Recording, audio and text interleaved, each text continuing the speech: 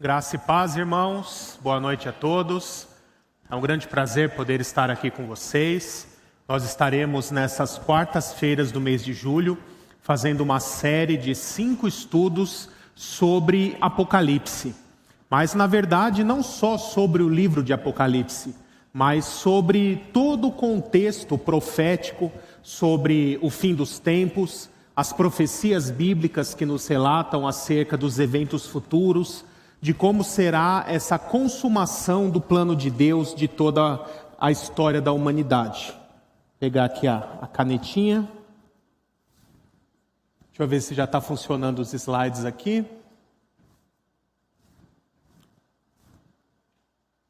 Vou ver. Isso. Para quem ainda não me conhece, eu sou professor de teologia há 15 anos, pastor também desde 2012, desde 2015 aqui também me membrei aqui em Boas Novas e me tornei parte da equipe de pastores membros e sou coordenador do Seminário Batista Livre, um seminário que já tem 18 polos aqui não só no estado de São Paulo, mas também em outros estados do Brasil e também já polos no exterior. E nós temos um polo do Seminário Batista Livre aqui em Boas Novas, né? Nós somos aqui o Polo Vila Prudente, fica alocado aqui dentro da igreja, com aulas nas segundas-feiras à noite. Então, desde já eu quero convidar também todos vocês que estarão vindo em todas essas quartas-feiras para nos visitar. Venha gratuitamente assistir uma aula como visitante. No mês de agosto eu estarei ministrando às 4 segundas-feiras de agosto, aulas nas primeiras 2 segundas-feiras, Doutrina de Deus, quem é a pessoa do Deus Pai, e nas 2 últimas segundas-feiras, estudo sobre a doutrina da Trindade. Então, desde já, quero convidar todos os irmãos a poderem vir assistir essas aulas e conhecer o nosso seminário. Também sou autor dessa coleção de livros, a coleção Teologia Fácil, formada por 4 volumes. O primeiro ali que vocês estão vendo de capa branca, o Entenda a Trindade, onde eu falo a respeito do Deus Pai, de Jesus Cristo, do Espírito Santo e da doutrina da Trindade também. Volume 2, Homem, Pecado e Salvação, eu falo sobre a antropologia bíblica, que é o estudo do ser humano, sobre a doutrina do pecado e a doutrina da salvação. O volume 3, esse da capa vermelha, é o Manual Prático de Escatologia, onde eu falo tudo a respeito de profecias, fim dos tempos, o que ocorrerá no futuro. Inclusive, todo o conteúdo que vocês terão nessas 5 quartas-feiras vai ser diretamente extraído desse livro. E o volume 4, Anjos, Demônios e Igreja, é o que eu trato a respeito dos anjos, tanto os anjos bons quanto os anjos caídos, também chamados de demônios, e um estudo completo sobre a doutrina da igreja. Então, caso você se interesse por algum dos livros da coleção, ao final do culto eu estarei ali no hall de entrada com alguns exemplares à disposição para quem quiser dar uma olhada. Então, desde já, vamos começar o nosso estudo. A primeira coisa que eu quero conversar com os irmãos é: o que é fim dos tempos para você? Quando você pensa sobre fim dos tempos, se você perguntar para uma pessoa na rua, um amigo, um vizinho, um parente, ou até uma pessoa não crente, o que é fim dos tempos? Geralmente, as pessoas vão associar fim dos tempos a fim do mundo. Mas na Bíblia, fim dos tempos não é fim do mundo, né? Geralmente você vai perguntar para a pessoa: e aí, o que é fim dos tempos? E a pessoa vai falar: é o fim do mundo. E você vai perguntar: mas fim do mundo como? E aí ela vai dizer assim: igual aquele filme que eu vi ali no 2012, que o vulcão explode, o tsunami vem e destrói tudo, o meteoro cai na Terra, né? E todos esses desastres aí para o mundo acabar. Inclusive, segundo o calendário maia de 2012, já fazem aí quase 13 anos que o mundo acabou, né? O mundo acabou há 12 anos e pouquinho atrás já, né? Para você ver que todo mundo que marca a data para o fim do mundo acaba errando. Porque só o nosso Deus conhece o futuro com exatidão e pode profetizar em detalhes tudo o que irá acontecer no futuro. Mas na Bíblia, fim dos tempos não é fim do mundo. Conforme vocês veem aí no slide, eu sintetizei para vocês, na Bíblia, fim dos tempos são 3 coisas. Primeiro, é um período de cumprimento profético, um período onde diversas profecias bíblicas irão se cumprir.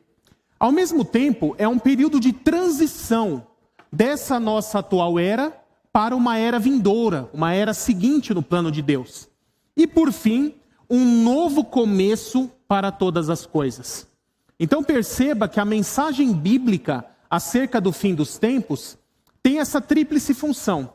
É um período onde diversas profecias bíblicas serão cumpridas, que fará uma transição dessa nossa era para uma era vindoura, para um novo tempo, onde todos os efeitos do pecado, a maldição do pecado sobre a terra, será desfeita, será destruída.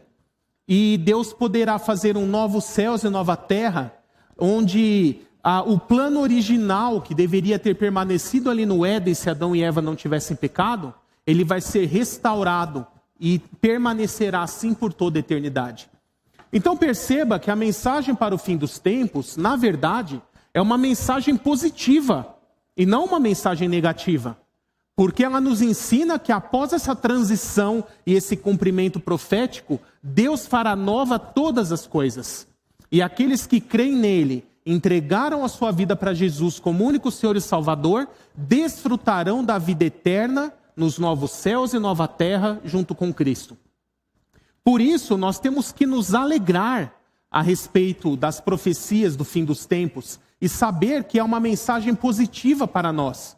Como o apóstolo Paulo diz, Maranata, venha logo, Senhor Jesus. Como Paulo fala ali em 1 Tessalonicenses 4, verso 18, consolem-se uns aos outros com essas palavras.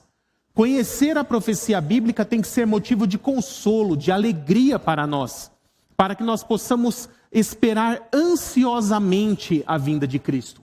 É por isso que Paulo, ali na segunda carta a Timóteo, a última carta que ele escreve, já na prisão, poucos dias antes de ser executado, ele diz assim: pois sei que já estou, em breve deixarei o tabernáculo desse corpo, como o Senhor já me revelou. E aí ele orienta Timóteo dizendo que já está separada para ele a coroa da vida, mas não só para ele, mas para todos que amam a vinda de nosso Senhor.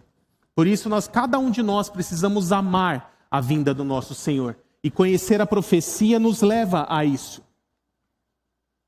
E eu quero também tratar a definição da palavra escatologia com vocês. A palavra escatologia, ela é da junção de duas palavras gregas. Primeiro, escatos, que significa o que vem por último, o que está no fim. E logos, que vem de logia, também do latim, estudo ou ciência. Então, escatologia é o estudo das coisas que vêm por último, das coisas que estão no fim, das últimas coisas. Ou seja, toda a profecia bíblica, toda a revelação que quando foi entregue, o seu cumprimento ainda era futuro, faz parte do escopo da escatologia. A escatologia trata todas essas profecias bíblicas. E eu quero também falar com os irmãos sobre a importância de estudarmos a escatologia.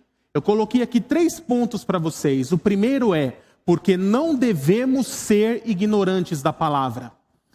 De toda a Sagrada Escritura, 25% do conteúdo de toda a Bíblia são profecias. Uma parte já cumprida e outra ainda a ser cumprida.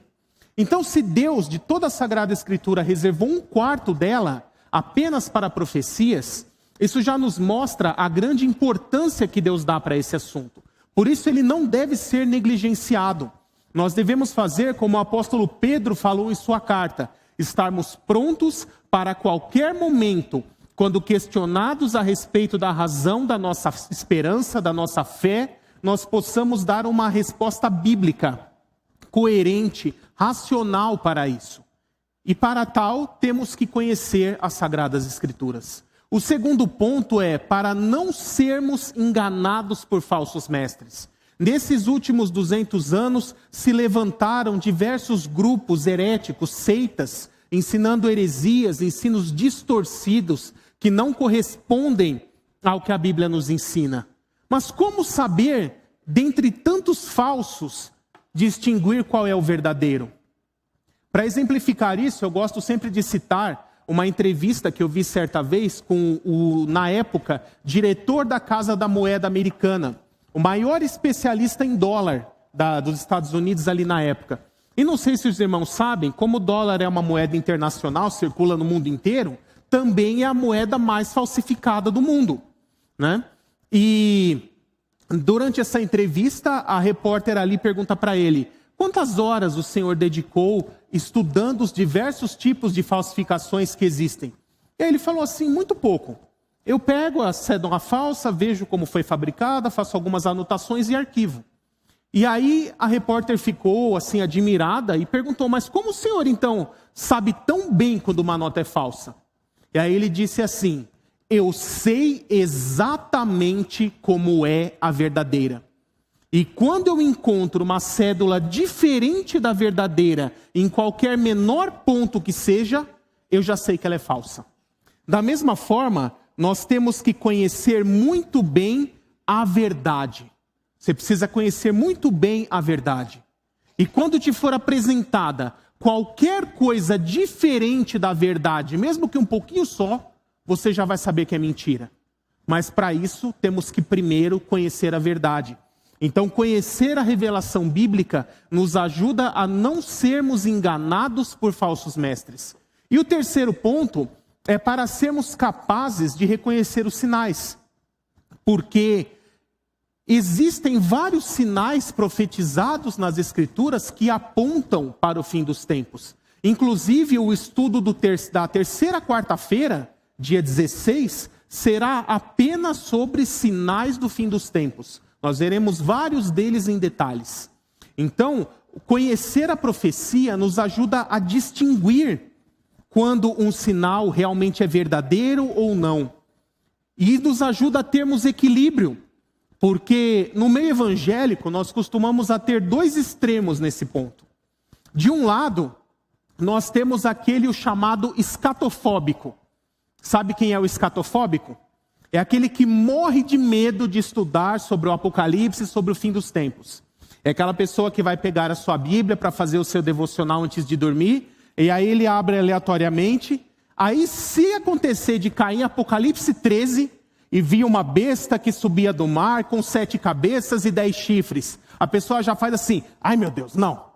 Isso aqui eu não vou dormir, eu vou ter pesadelo. Vamos lá no Salmo 23. O Senhor é meu pastor, nada me faltará. Aí a pessoa já pensa nas ovelhinhas, as ovelhinhas pulando a cerca, já começa a contar carneirinho, para poder dormir e pegar no sono.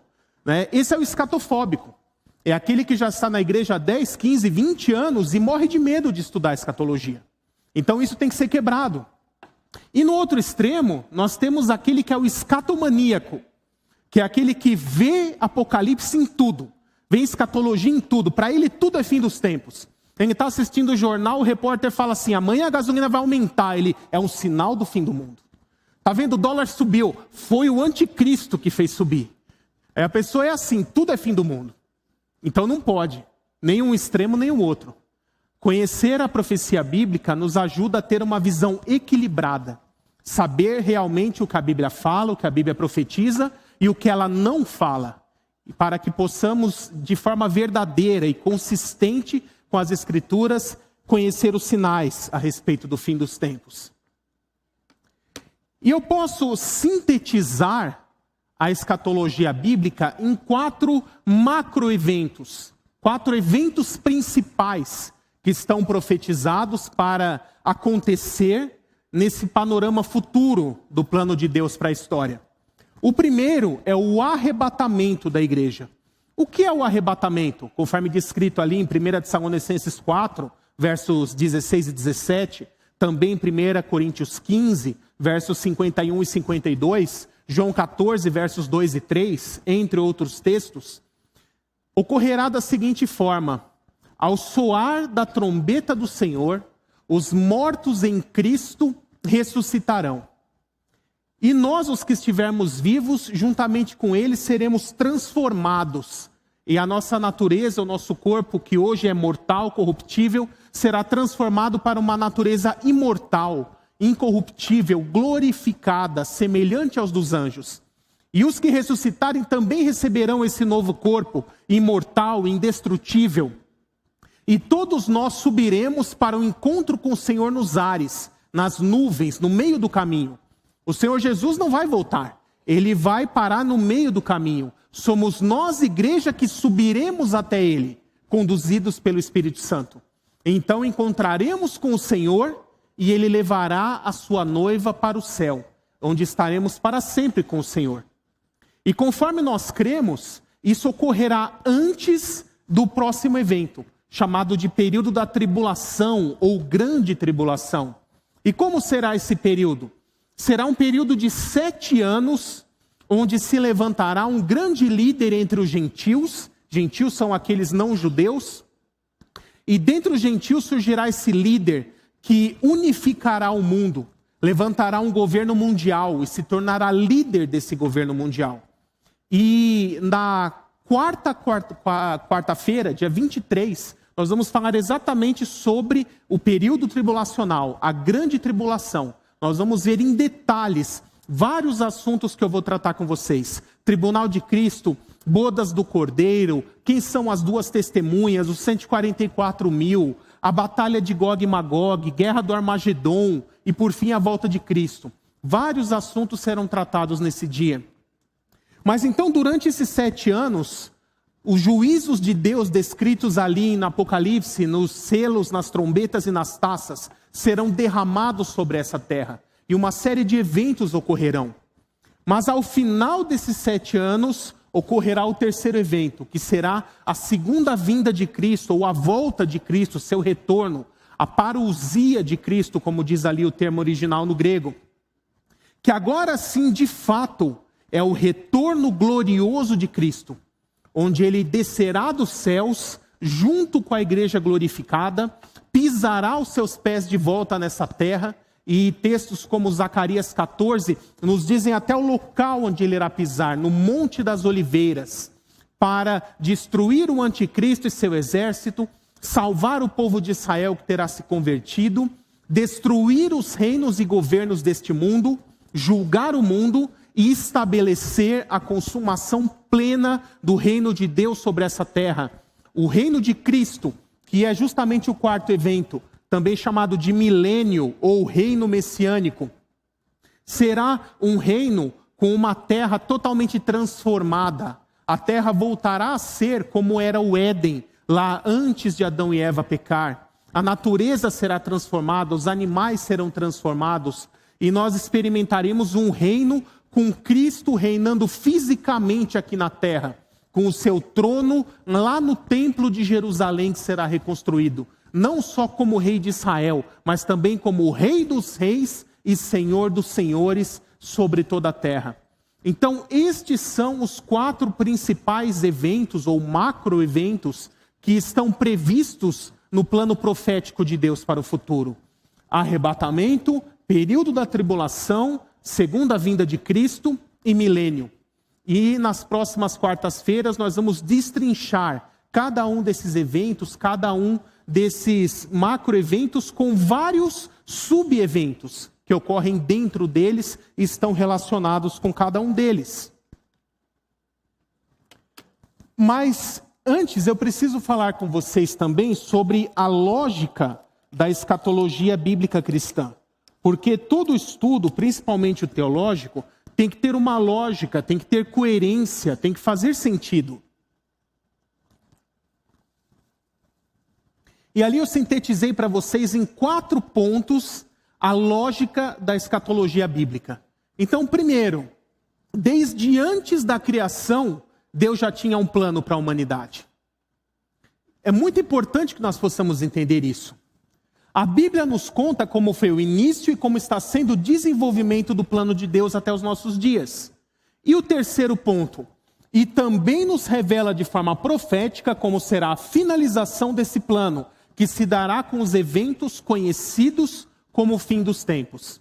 E quarto ponto, através da Bíblia podemos aprender como é o plano, quais partes já se cumpriram e quais ainda vão se cumprir. Ou seja, a Bíblia nos revela como será o futuro. Vocês já pararam para pensar a grandeza dessa revelação? A Bíblia nos revela como será o futuro, em detalhes. E o nível da profecia bíblica está muito acima de qualquer suposta adivinhação humana ou de espíritos malignos. Porque uma grande parte das profecias bíblicas foram totalmente contra as probabilidades. Por exemplo, se tivéssemos aqui que no estado de São Paulo, aleatoriamente, dizer em qual cidade nasceria alguém que se tornaria um presidente. Estatisticamente, qual seria o lugar mais provável? A própria capital. Porque onde tem mais gente, onde nasce mais gente, é o lugar mais provável de nascer alguém que se tornará alguém de renome. Mas a profecia bíblica fala exatamente o contrário. Ela inverte as probabilidades, ela vai para o mais improvável. Miqueias 5:2 diz assim: mas tu, Belém Efrata, a menor dentre todas as cidades de Judá, de ti virá o Redentor, aquele cujas origens vêm desde os tempos da eternidade. Olha o que a Bíblia fala, que era da menor cidade de Judá. Será que se Miqueias estivesse arriscando um palpite, um chute, ele falaria qual? Jerusalém, é a maior cidade onde tem mais gente, mas ele diz que de Belém Efrata, a menor cidade de Judá. E depois nós vemos no Novo Testamento que Jesus Cristo nasce em Belém, exatamente como foi profetizado. E isso ocorre em diversas outras profecias. Por exemplo, qual seria a montaria adequada para um rei entrar em comitiva na sua capital para ser recebido como rei e ovacionado pelo povo? Na época, um cavalo grande, branco, manga larga, alazão, aquele com a pata desse tamanho. Mas Zacarias 9:9 vai dizer: eis que o teu Redentor vem diante de ti, humilde e montado num jumentinho. E o profeta enfatiza: isso mesmo, cria de jumenta. A Bíblia nos diz que o Rei dos Reis e Senhor dos Senhores entraria em Jerusalém montado num burrinho de carga. E nós vemos que no Novo Testamento isso se cumpriu exatamente como foi profetizado. Isso é a profecia bíblica. Está muito acima de qualquer probabilidade humana, porque apenas Deus conhece o futuro. Como Deus revelou para Isaías, ele disse: eu sou o Senhor que torna o fim conhecido desde o início. Porque nosso Deus é onisciente, conhece passado, presente e futuro. Para ele todas as coisas estão desnudas e reveladas. Não existe nada oculto diante de seus olhos. E esse mesmo Deus, ele estruturou um plano para a história. Deus já estruturou um plano para toda a história da humanidade, que começou lá na criação, e ele foi se desenvolvendo em diversas etapas, que na teologia nós chamamos de dispensações. São vários períodos da história da humanidade, alguns já passados, outros que estamos vivendo em nossos dias, mas também já deixou pronto e estruturado como será a parte futura desse plano. E é importante entendermos isso, então. Escatologia não é só o estudo do futuro, mas é o estudo do plano de Deus para a história da humanidade. As etapas desse plano que já se cumpriram, nós chamamos de passado. As que estão se cumprindo em nossos dias, chamamos de presente. E as que ainda irão se cumprir para nós, chamamos de futuro. Mas todas estas são etapas do mesmo e único plano de Deus para a história da humanidade. E qual a importância de entendermos isso? Quando nós entendemos que é tudo um único plano, nós não vamos cair no erro de tentar entender o futuro escatológico como algo dissociado do passado e do presente. Como se nós estivéssemos aqui e de repente, pum, começa o futuro escatológico. Não é assim. É uma continuidade desse mesmo plano, que começou lá atrás, está se desenvolvendo em nossos dias e chegará a uma conclusão. É uma continuidade. Se você se lembrar ali da sua primeira aulinha de geometria, que você teve por volta da 4ª ou 5ª série, a professora deve ter te perguntado assim: quantos pontos no mínimo se precisa para traçar uma reta? Quem lembra? 2, exatamente, 2 pontos no mínimo. E aqui nós podemos seguir essa mesma lógica. para entender bem esse plano de Deus, nós temos que primeiro conhecer o que a Bíblia fala sobre o passado. Aprender o passado, marca um pontinho aqui. Depois entender o que a Bíblia nos fala sobre como está sendo o presente, os sinais da atualidade.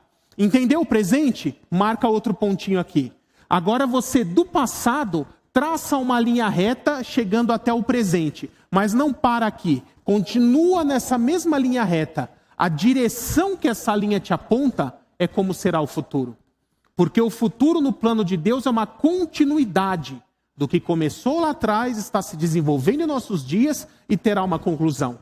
Por isso a importância de aprender todo esse plano de Deus da história da humanidade, e não apenas como vai ser o futuro. Vocês vão ver, por exemplo, na próxima quarta-feira, quando eu falar sobre as profecias do livro de Daniel, uma boa parte delas já se cumpriram em nossos dias, se cumpriram no passado. Mas é importante que nós entendamos a parte já cumprida da profecia, para que nós possamos entender como será o cumprimento das partes que ainda não se cumpriram.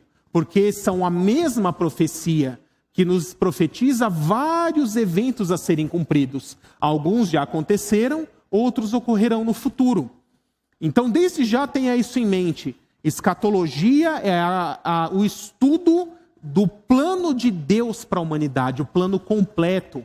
O pastor Wagner gosta de chamar esse plano de Deus de fio de ouro.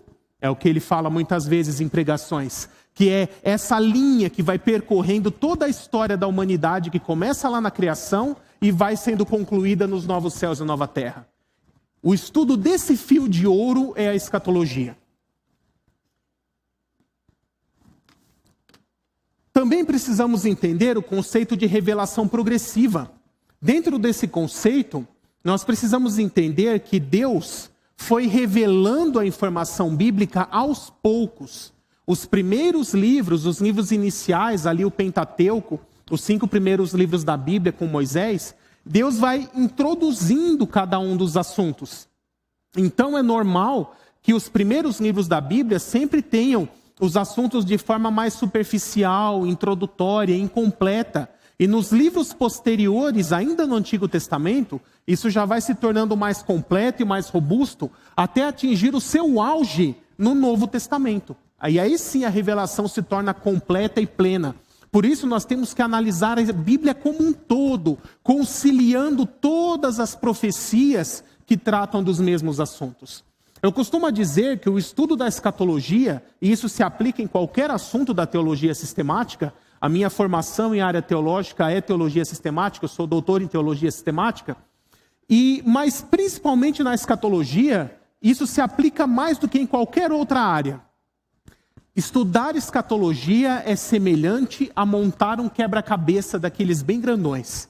Sabe, de 750 peças, 1.000, 1.500, 2.000 peças. Quem já teve essa experiência de montar um quebra-cabeça assim de mais de 500 peças? Levanta a mão aqui, deixa eu ver quem são os montadores de quebra-cabeça.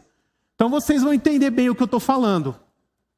Eu, quando era criança, assim, gostava bastante de montar quebra-cabeça. Eu lembro que quando eu tinha 7 para 8 anos de idade, ganhei de Natal um quebra-cabeça de 750 peças. Né? Eu montei ele sozinho em 2 meses. Eu ia lá um pouquinho por dia, montava um pedacinho, deixei virado atrás de um quadro assim, e no outro dia mais um pouquinho, em 2 meses eu consegui montar ele inteiro, uma vez. Né? E aí eu fui pegando a manha. Então você vai me entender. A primeira coisa para se montar um quebra-cabeça grande é olhar a foto da capa, para saber como é a imagem. Mas, no caso da Bíblia, a gente não tem a foto da capa. Então é como se eu desse um saquinho para você, assim, com um monte de peças, e você não sabe qual é a imagem que vai ter no quebra-cabeça. E eu falo, monta. Como se faz? Né? Então, como eu ensino meus filhos a montar, a primeira coisa, você tem que espalhar todas as peças sem ficar nenhuma em cima da outra e virar todas com o desenho para cima. Já o começo é assim. Depois disso, você tem que separar as peças por cor. Então, você já vê várias pecinhas azuis claras, você já, isso aqui deve ser o céu. Então, já separo azul clara. Aí você vê uma azul escura, isso aqui deve ser o mar, o lago. Então, eu já separo elas também. Aí tem as verdes. As verdes deve ser a floresta. Então já separo as verdes. Tem umas branquinhas aqui, deve ser a neve na montanha. você já separa. Ah, tem umas beges aqui, ó, deve ser o castelo, que é feito de pedra. E você deixa separadinhas as cores. E aí depois você começa cada grupinho. Você monta só as azuis, só as verdes, só as brancas. E faz aqueles pedacinhos. Para depois, no final, encaixar uns nos outros. E essa mesma lógica se aplica no estudo da escatologia. Primeiro, você tem que percorrer toda a Bíblia e você vai encontrar dezenas e dezenas de profecias. Só que aí, depois com esse arcabouço de profecias, você tem que separar por temas. Então você pega todas as profecias que falam de período da tribulação, os que falam de milênio, os que falam de arrebatamento, os que falam de anticristo, os que falam de guerra do Armagedon. E você vai separando elas por tipos. Aí separou por tipo, agora sim, eu pego esse grupo de profecias que fala sobre tribulação, eu tenho que conciliar a informação delas umas com as outras e montar um panorama. Depois das que falam de volta de Cristo, eu tenho que conciliar todas elas e montar um panorama. E depois de fechar cada panoramazinho, aí sim você junta esses panoramas e monta uma linha do tempo, de como serão os eventos proféticos. É assim que se faz escatologia, com uma tentativa de harmonizar todas as profecias bíblicas, colocando elas num contexto, tá? E aí vocês devem estar imaginando o quão difícil deve ser isso, né? Aí talvez tenha alguém pensando assim, Apocalipse fácil nada, uma ova. Você acha que vai ser fácil fazer tudo isso que ele está falando? Né? Mas é por isso que eu estou dando aqui o resumo para vocês. O pontapé inicial, para vocês ir pegando o jeito de como fazer. Mas vamos prosseguindo. A primeira coisa que eu quero falar com vocês, como fundamento, é como interpretar as Escrituras. Porque, basicamente, nós podemos dividir a interpretação bíblica em duas formas. O método alegórico e o método literal. O método literal é aquele que as palavras têm o seu uso comum e cotidiano, sem nenhum segredo. É o jeito que a gente fala no dia a dia.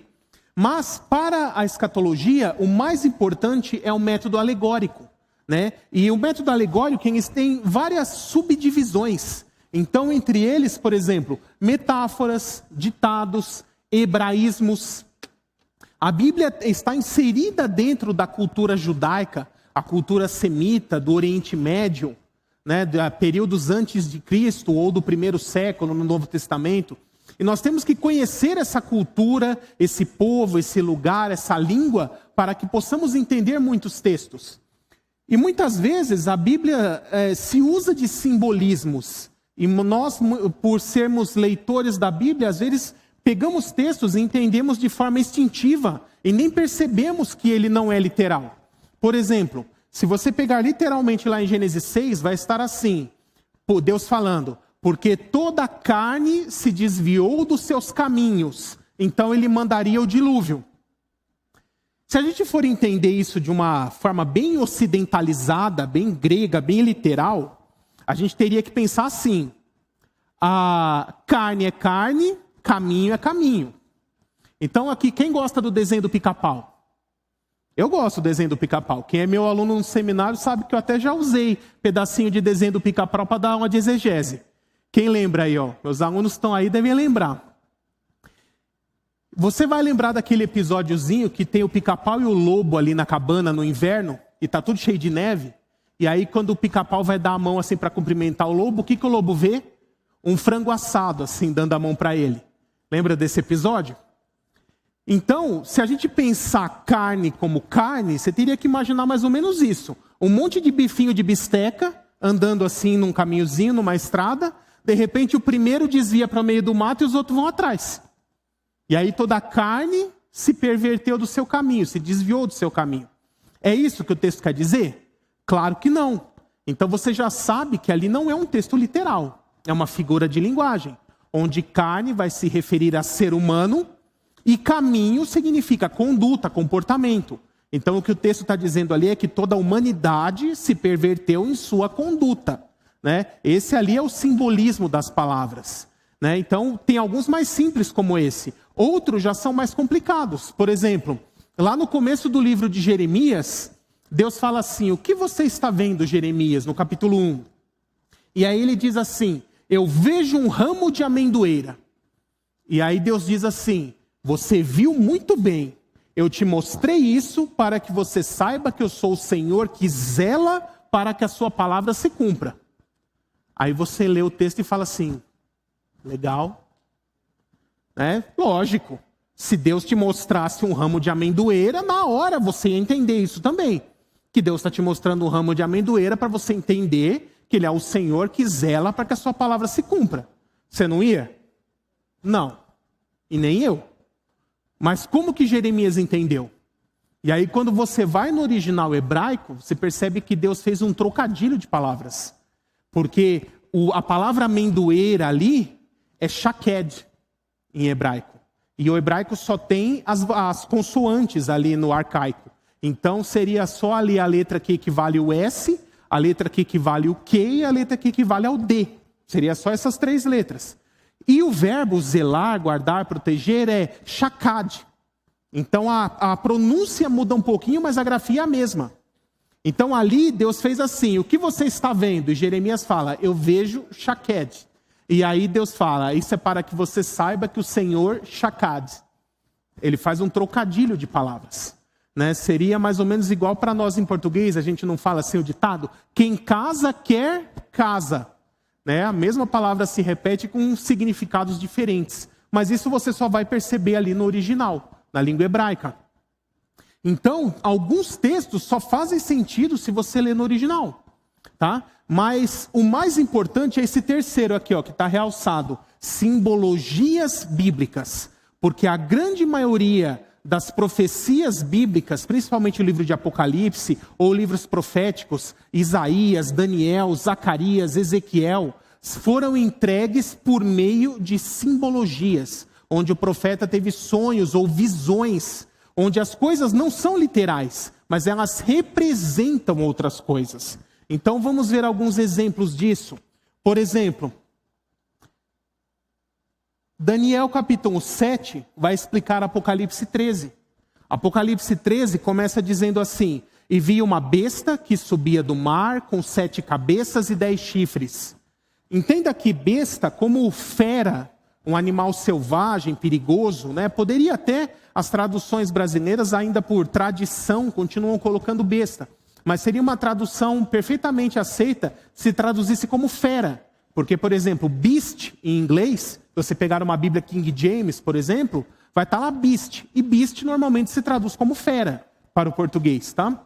Então a ideia é essa, um predador, um animal selvagem, agressivo. E fala que ele sobe do mar, sai do mar, tem 7 cabeças e 10 chifres. E aí o pessoal já começa a imaginar, né? Então, quando a pessoa vai direto no Apocalipse e tenta entender o Apocalipse só pelo Apocalipse, ela vai cometer uma série de erros. Porque a gente não é assim, irmãos. A gente se converteu, entregou a vida para Jesus, e aí um determinado dia, você acorda mais animadinho e fala assim, eu quero saber como vai ser o fim do mundo. Aí você vai lá, Apocalipse. E começa a ler o Apocalipse, lê o Apocalipse inteiro, não entende quase nada e acha que é difícil. Não é assim que acontece com todo mundo? E aconteceu assim comigo também. Depois eu descobri que o método estava errado. Porque se Deus revelou por último o livro de Apocalipse, foi o último livro a ser revelado, é porque a intenção de Deus é que antes de ter lido o Apocalipse, você leia os primeiros 65 livros que tem antes dele. O Apocalipse tem que ser o último a ser lido. Mas quem faz isso? Ninguém. E eu também não fiz, né, de primeira. E aí a gente cai nesse erro. Então a pessoa lê Apocalipse 13 e começa a dizer, porque... Aí você começa a procurar aqueles videozinhos assim, de YouTube, com aquelas musiquinhas tenebrosas, né? Porque as 7 cabeças são os 7 papas a partir de tal época, quando o Vaticano virou um Estado, e não sei o quê. E aí daqui a pouco João Paulo II vai ressuscitar. E todo aquele monte de ladainha, né? E as 7 cabeças, a gente já está no 9º Papa, contando essa história. Então esquece esse negócio das 7 cabeças, 7 papas. Isso já furou. Faz tempo, tá? Então, como interpretar a simbologia? quase todas as simbologias do Apocalipse não estão no Apocalipse. Elas estão em outros livros da Bíblia. Por isso você precisa encontrar essa simbologia nos outros livros, aprender o significado delas e lá onde ela se repete no Apocalipse, aplicar a mesma explicação que você já aprendeu do outro texto. Vamos fazer um exemplo prático aqui com vocês. Daniel 7, o profeta Daniel, ele vê 4 animais saindo um após o outro do mar. Então nós vemos aqui um paralelo com Apocalipse 13. E o que significa sair do mar? Isaías vai falar sobre isso, mas o próprio livro de Apocalipse, também lá em Apocalipse 17, o anjo vai dizer o seguinte para João: as águas que você viu são muitos povos, tribos, línguas e nações. Então aqui a ideia de mar, de águas agitadas, são os povos gentios. Então significa que a besta sair do mar, significa que ela virá de povos gentios, não de Israel. E o que é a besta? Essa simbologia de uma fera. Daniel 7 vai mostrar esses 4 animais saindo um após o outro, e o próprio texto vai nos dizer que cada animal ali simboliza um império de governo humano que subiria ao poder em um determinado momento da história, governaria em supremacia mundial e depois de um tempo seria substituído pelo seguinte. E eles iriam se substituindo um após o outro. Então, a partir de Daniel 7, você já aprende. As bestas são impérios de governo humano. Então, na Apocalipse 13, a besta que sai do mar tem que ser um império de governo humano que vem de povos gentios. É assim que se aplica a interpretação, vendo sempre por outros textos. Daniel 7 também vai falar ali, quando chega no terceiro animal, que é o leopardo, que ele tem 4 cabeças. E ele diz que as 4 cabeças são 4 governantes, que em paralelo governarão o império. Ali no leopardo ele se refere ao império grego. Nós vamos ver mais em detalhes essas profecias na próxima quarta-feira. Mas aqui a gente já pega a ideia. Cabeças são governantes, são reis desse império. Então, se essa besta de Apocalipse 13 tem 7 cabeças, significa que será um império de governo humano, vindo dos gentios, que terá 7 governantes em paralelo, ao mesmo tempo governando esse império. E chifres. Daniel 8 vai ter uma outra visão, onde ele explica de animais também, que os chifres são os povos do qual fazem parte esse império. No animal, o chifre é uma arma, é a fonte de poder dele. Então, quais são as fontes de poder de um império? Os povos que fazem parte dele ou as regiões que fazem parte dele. Então, quando fala que tem 10 chifres, significa que esse império será a consolidação de 10 povos ou de 10 regiões que se unificarão debaixo de um único governo. Tá? E com 7 governantes vindo dos povos gentios. Então perceba, é assim que a gente vai construindo a interpretação bíblica, sempre pegando as explicações das mesmas simbologias a partir de outros textos da própria Bíblia. E quando as pessoas não aplicam esse método, fatalmente elas vão errar, por mais óbvia que pareça a interpretação. Nesse próximo exemplo vocês vão ver isso. Apocalipse 19 é um texto que narra a volta de Cristo, o Cristo glorificado. E aí quando nós chegamos no verso 13, o texto vai dizer assim na tradução NVI: ele está vestido com um manto tingido de sangue, e o seu nome é Palavra de Deus. Então, se eu perguntasse para vocês apenas isoladamente nesse versículo 13, de quem é esse sangue que está manchando a roupa de Jesus e o que ele significa? Instintivamente, a grande maioria dos irmãos, que ainda não conhecem a correta interpretação, iriam dizer o seguinte: esse sangue é o próprio sangue de Jesus derramado na cruz pelo perdão dos nossos pecados. Quem acha coerente a interpretação? Aí depois que eu falei, o pessoal ficou encabulado agora, né? Mas, se eu não tivesse falado nada, passava, não passava? Mas, ao fazer isso, você quebrou a regra. Porque você tentou adivinhar o que significa uma simbologia. Simbologia nunca pode ser adivinhada. Você tem que encontrar outro texto na Bíblia que a explique. Aprende a explicação lá e aplica no Apocalipse. E desse caso, o texto é Isaías 63. E aí, se você quiser ver ali comigo, tem que ser um texto, né, que fala do Messias voltando em glória, e ele vai dizer, com a roupa suja de sangue, e ele vai dizer de quem é esse sangue e o que ele significa. E aí, se você for lá em Isaías 63, o texto começa assim: quem é aquele que vem de Edom, que vem de Bosra, com as roupas tingidas de vermelho? Quem é aquele que num manto de esplendor avança em passos largos na grandeza de sua força? O profeta Isaías aqui está perguntando. E aí essa pessoa que ele está vendo responde: sou eu que falo com retidão, poderoso para salvar. Então essa pessoa que ele está vendo, ele se apresenta como aquele que é o poderoso para salvar. Aqui é o Messias, é o Cristo. E aí no verso 3, Isaías pergunta, 2, por que tuas roupas estão vermelhas como as de quem pisa uvas no lagar? E o Messias responde no verso 3, sozinho pisei uvas no lagar. Sozinho pisei uvas no lagar das nações. Ninguém esteve comigo. Eu as pisoteei na minha ira e as pisei na minha indignação. O sangue delas respingou na minha roupa, e eu manchei toda a minha veste, pois o dia da vingança estava no meu coração, e chegou o ano da minha redenção. O verso 6 para encerrar. Na minha ira eu pisoteei as nações, e na minha indignação eu as embebedei e derramei nela o sangue delas na terra. Depois de ler Isaías 63, dá para continuar achando que esse sangue que manchou, que estará manchando a roupa do Messias em seu retorno, é o próprio sangue dele derramado na cruz? Não. Ele deixa bem claro que é o sangue dos inimigos, o sangue dos ímpios, aqueles que irão seguir o anticristo, receber a sua marca, adorar a sua imagem, fazer parte de seu exército. Esses serão aniquilados no retorno de Cristo. E ele usa uma analogia aqui, como de quem pisa uvas no lagar. Né? O que é um lagar? É como se fosse uma baciona bem grande, que o pessoal colocava as uvas recém-colhidas para poder esmagá-las e fazer o suco, né? O suco de uva, o vinho. E desde aquela época, né, o vinho era feito pisando.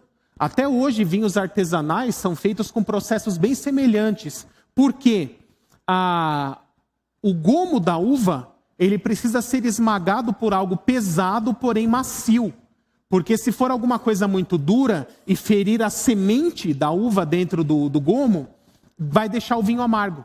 A semente, se quebrar, solta uma substância que o vinho fica amargo. Então, tem que estourar o gomo sem ferir a semente. Por isso que eles pisavam ali com os pés, né, para esmagar. Dessa forma. E quando eles iam pisoteando, espirrava e ia manchando a roupa de quem estava fazendo. E ele ficava com a roupa toda manchada de vermelho. Então, aqui o profeta fala, por que sua roupa está toda manchada de vermelho, como as de quem pisa uvas no lagar? E o Messias fala, eu sozinho pisei o lagar das nações. Ninguém esteve comigo. Eu as pisoteei na minha ira e as feri na minha indignação.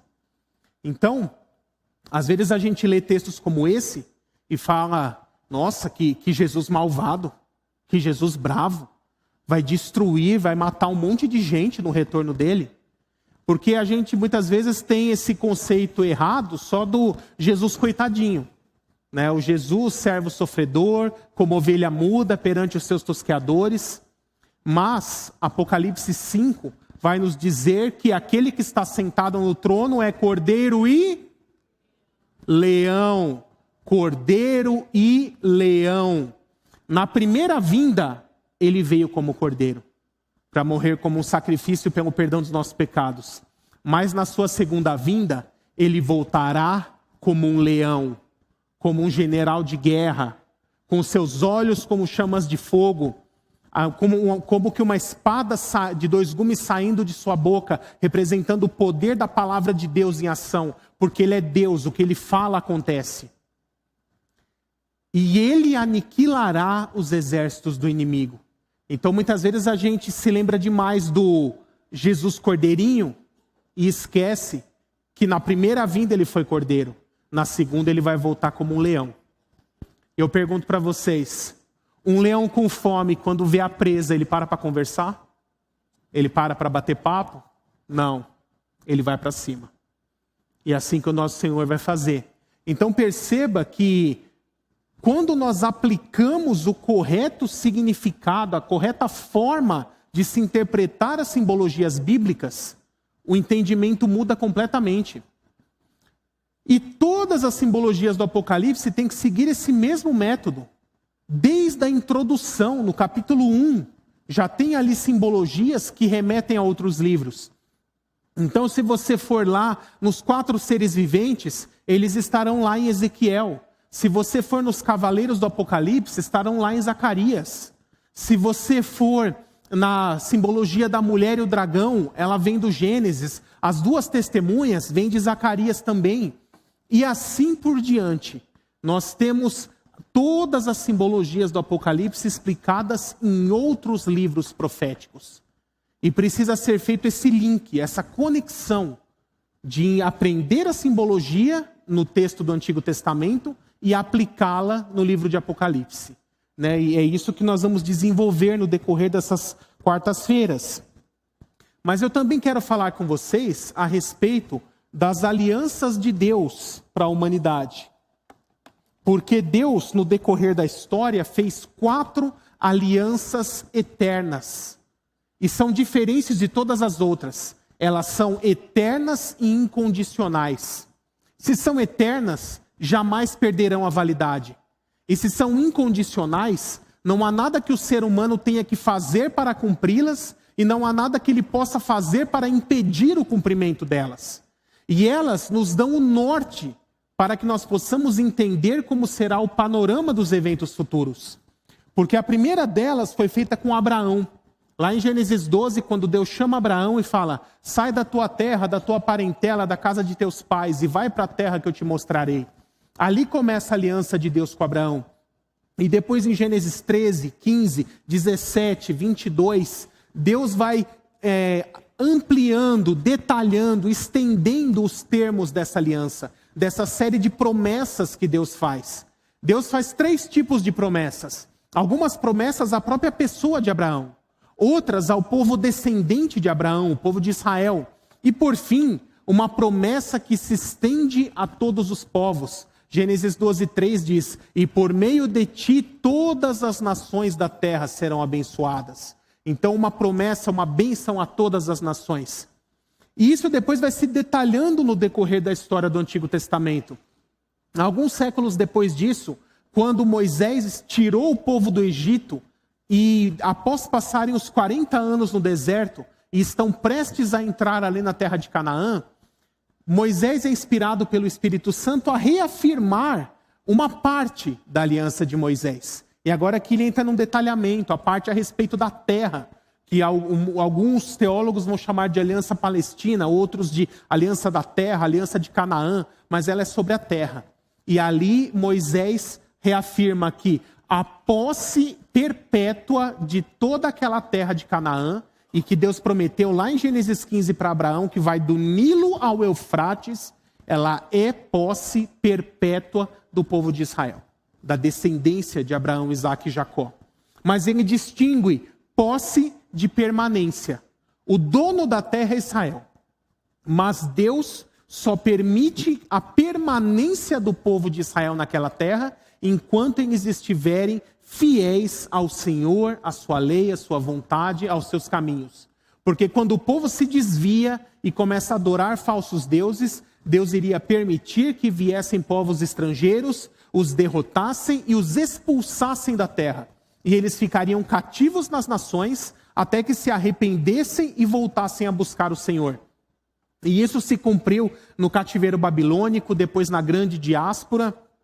Todos esses são cumprimentos da aliança que Deus faz ali em Deuteronômio 30, a respeito da terra. E isso continua valendo, é uma aliança eterna. Aquela terra será para sempre do povo de Israel. No final eu vou abrir para perguntas, irmão. A terceira aliança é uma aliança davídica, que Deus faz especificamente com o rei Davi. Ela começa ali no segundo livro de Samuel, capítulo 7, versos 4 em diante, onde Deus promete que todos os reis de Israel viriam da descendência de Davi, até a chegada do rei eterno, que traria o trono eterno sobre a casa de Israel. E nós vemos que da linhagem de Davi surgiram todos os reis ali de Judá. Mas o reinado caiu.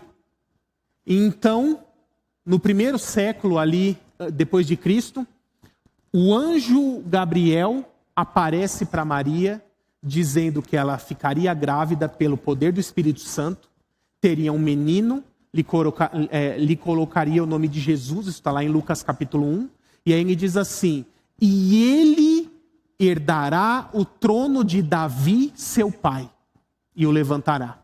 E é por isso que um dos títulos messiânicos, um dos títulos que Jesus tem é filho de Davi.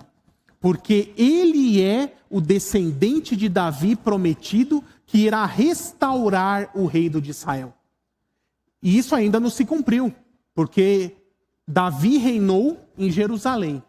Isso só será cumprido quando Jesus Cristo se assentar num trono em Jerusalém e reinar sobre toda a casa de Israel.